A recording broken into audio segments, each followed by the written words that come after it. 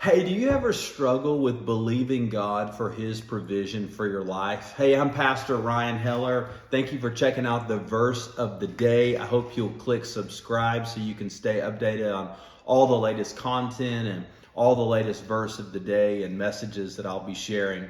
But today I want to talk to you about God's provision. We all struggle with having confidence that God is going to take care of whatever our needs are. Maybe you have some health needs or some financial needs or some relational needs, some spiritual needs.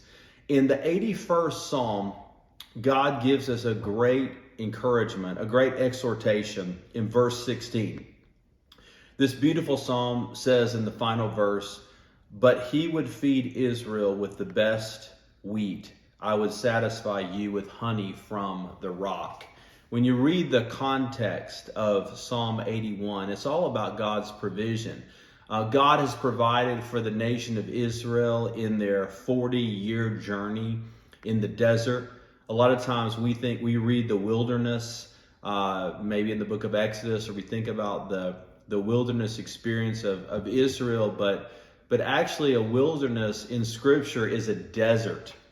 It's not like trees and animals and beauty. It's a dry, desolate place where people don't live. And in Psalm 81, the writer is admonishing and correcting the Israelite people for their complaining, their lack of faith, their lack of confidence.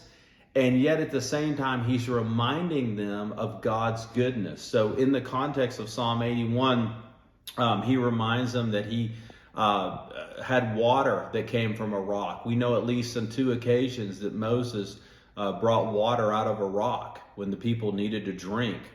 Psalm 81 refers to a thunderstorm that came at the appropriate time when the people needed water. God provided manna on the ground. God provided quail. God did so many beautiful, wonderful things. But at the same time, the people still struggled with a belief and a confidence in the Lord. But here's what I love about this. In Psalm 81, it talks about honey from the rock.